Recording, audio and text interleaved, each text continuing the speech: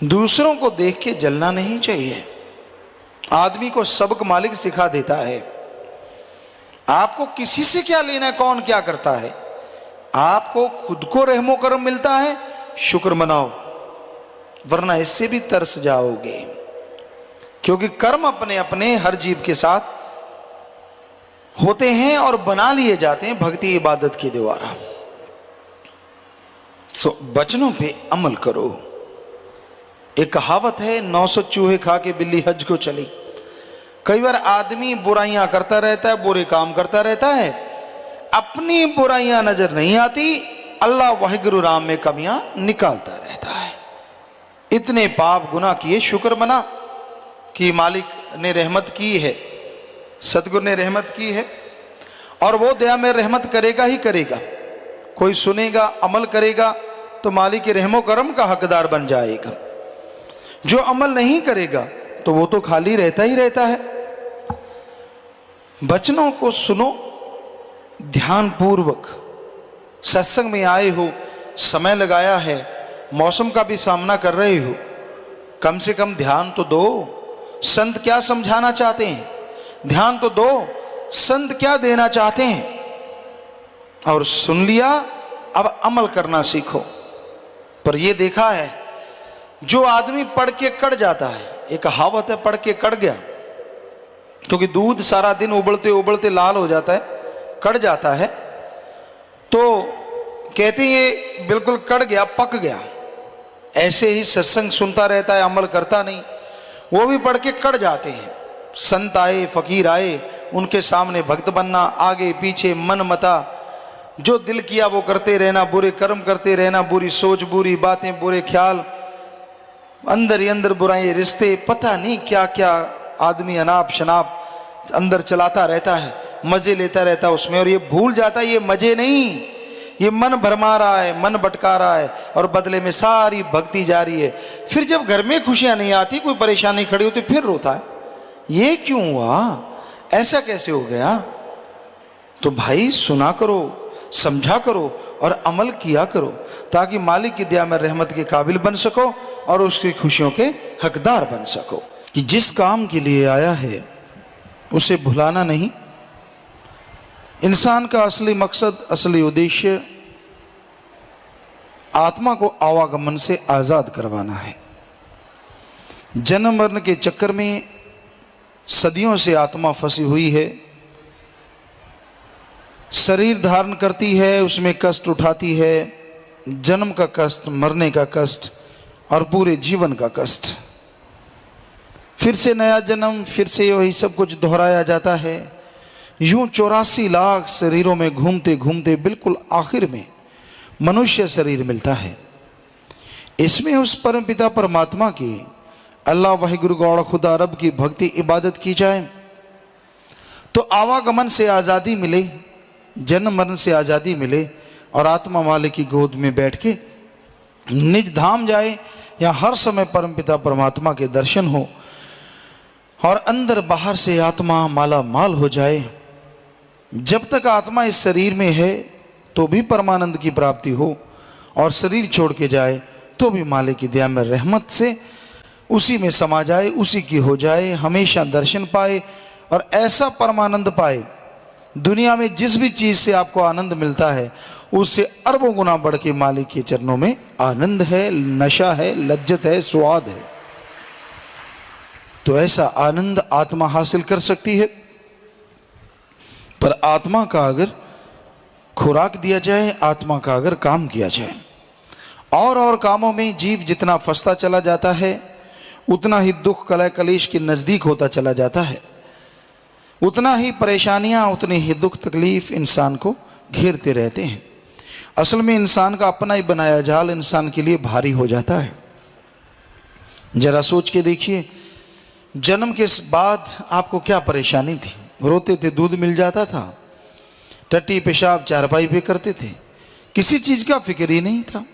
जैसे जैसे उम्र बढ़ती गई, फिक्र बढ़ते गए, परेशानियां बढ़ती गई। कभी खिलौनों का चक्कर, तो कभी दूसरे से बड़ा बन के दिखाने का चक्कर, तो कभी दूसरे के सामान को अपने पास लाने का चक्कर। धीरे धीरे उम्र बढ़ी, फिर खेलों में और विषय विकारों में ध्यान जाने लगा। जवानी आई, नादानी पल्ले पड़ गई। विषय विकार, काम वासना के अलावा कोई बात अच्छी ही नहीं लगती। बैठता है तो बुरी बात, देखता है तो बुरी बात, अच्छाई में भी बुराई नजर आती है, बुराई में बुराई तो नजर आएगी आएगी, ऐसी उम्र होती है। चलो समय गुजरा, शादी हो गई, बाल बच्चे पैदा हो गए, कुछ देर शादी के लुत्फ उठाया, खुशी मनाई, फैशन किए, ये वो फलां पता नहीं क्या क्या, और जैसे बच्चे हो गए कबीलदारी गले पड़ गई, फैशन तो दूर आंख से मक्खी भी नहीं उठाई गई। फंसता चला गया, धंसता चला गया, अधेड़ अवस्था आई, बच्चों का और फिक्र लग गया, कहाँ से कमा के ला के दूँ, इनको कैसे बनाऊँ, ये बड़े बन जाएं, ये सुखी हो जाएं, इत्यादि इत्यादि इत्यादि। लगा रहा सारी उम्र कोल्हू वाले बैल की तरह।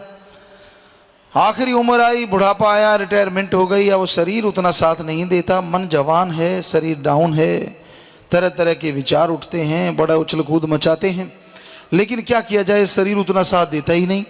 तो उस मन के पीछे लग के चलता है तो कहीं ना कहीं चोट खा बैठता है, चाहे वो आत्मा की चोट है, चाहे मन की चोट है, चाहे शरीरक चोट है।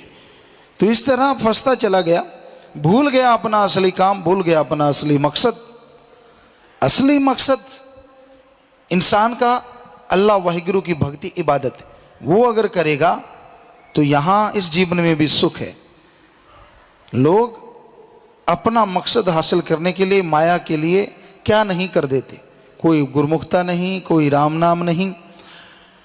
और समय का फेर है, ऐसा भी समय था, आपको बताएं, हॉस्पिटल की ही बात ख्याल में आ गई। गुरुसर मोडिया में हॉस्पिटल बना तो कुछ सत्संगी डॉक्टर थे, कहने लगे गुरुजी हम सेवा करना चाहते हैं।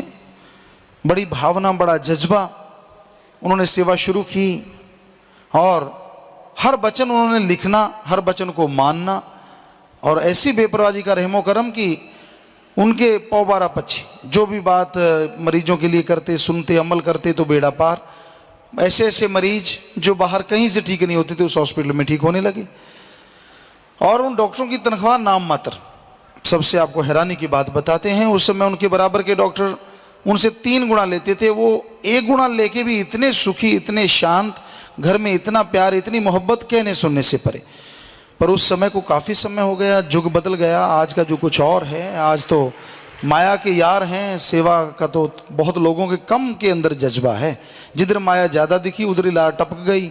भूल जाते हैं कि जो देने वाला अल्लाह वाहिगुरु राम है, उसके लिए अगर कुछ करेंगे तो वो आत्मिक शांति मिलेगी जो अरबों रुपए लेने से भी नहीं मिल सकती। तो हमारा कहने का मतलब किसी का दिल दुखाना नहीं, ये नहीं कहना कि तनख्वाह क्यों या कैसे। हमारा तो बताने का मतलब जब आदमी सेवा करता है उस जिंदगी को देखे और बाद की जिंदगी को देखे।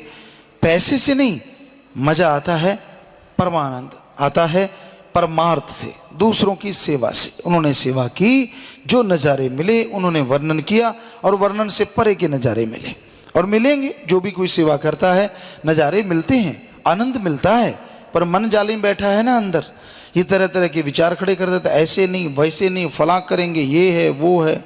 सो मन की ना मानो, ये लारे लगा के नरक ले जाए, बुरा होगा हाल। मन जालिम है। सो काम अपना है, परमार्थ करो, सबका भला करो, सुमरन करो ताकि आपकी आत्मा का भी भला हो, सुमरन करो ताकि परमार्थ में भी आपको ताकत मिले। सेवा आप तभी कर पाओगे अगर अंदर से आत्मा को ताकत मिलेगी।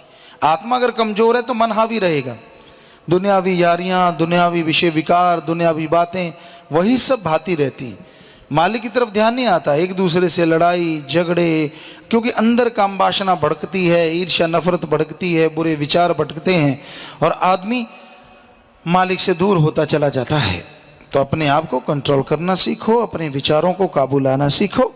सुमरन के द्वारा काबू आएंगे, सुमरन के द्वारा परमार्थ की राह पे आप चल पाएंगे। सुमरन ही है जो भले की बात सोचता है, सुमरन ही है जो इंसान को स्वार्थी से परमार्थी बना देता है। और धन्य वो माँ बाप जिनके बच्चे परमार्थ करते हैं। स्वार्थ तो सारी दुनिया करती है, उसमें धन्य करने वाली कौन सी बड़ी बात। धन्य तो वही कहलाएंगे स्वार्थ छोड़ के जो परमार्थ करते हैं। अपने लिए करोगे करो, वो फर्ज है, बच्चों के लिए कमाओ, फर्ज है। जिनके बाल बच्चे हैं, जो है ही ऊंट की पूंछ की तरह, ना बाल बच्चा ना कुछ और, ना फिक्र ना फाका, उसका काम तो सुमरन और सेवा होता है। इन दोनों को छोड़ के जब भी वो भटकते हैं, अपने को दुखी, परिवार को दुखी करते रहते हैं। तो इन दोनों में दिल लगाओ, सेवा करो, सुमरन करो और परमार्थ करो। जो घर गृहस्थ में हैं वो थोड़ा स्वार्थ में ध्यान दें कि जब भी परमार्थ से फुर्सत मिलती है मेहनत करो, हक हलाल कड़ा परिश्रम दशा नवादी कृत करो, तो मालिक उसमें भी कई गुना बरकत डाल देता है और परिवार वाले भी खुश और मालिक भी खुश रहता है। सेवा के लिए समय जरूर निकालो। 6 दिन आप पर चलो स्वार्थ करो, बहुत बड़ी बात है। 1 दिन ही परमार्थ कर लो, बहुत बड़ी बात है। तो इस तरह से अगर 1 दिन नहीं, महीने में 4-5 दिन इकट्ठे, 4 हफ्ते तो 4 दिन तो बनते ही हैं। आप वो समय लगा दीजिए परमार्थ में, बारी बारी से लगा दीजिए। परिवारजन को सेवा का मेवा जरूर मिलता है, भयानक कर्म कट जाते हैं। आदमी को जब जिंदगी मिल जाती है उसका बदला वो किसी चीज से चुका नहीं सकता। हालांकि मन प्लानिंग करता है, ऐसे करेंगे फिर ऐसे करेंगे फिर ऐसे करेंगे, पर अगर जिंदगी खत्म हो जाती उस पॉइंट पे तो क्या करते? मालिक जिंदगी बख्शने वाला है, इसलिए उसके नाम जो जिंदगी लगा देते हैं, ऐसे माँ बाप धन्य करने के काबिल होते हैं जिनकी ऐसी औलाद पैदा होती है।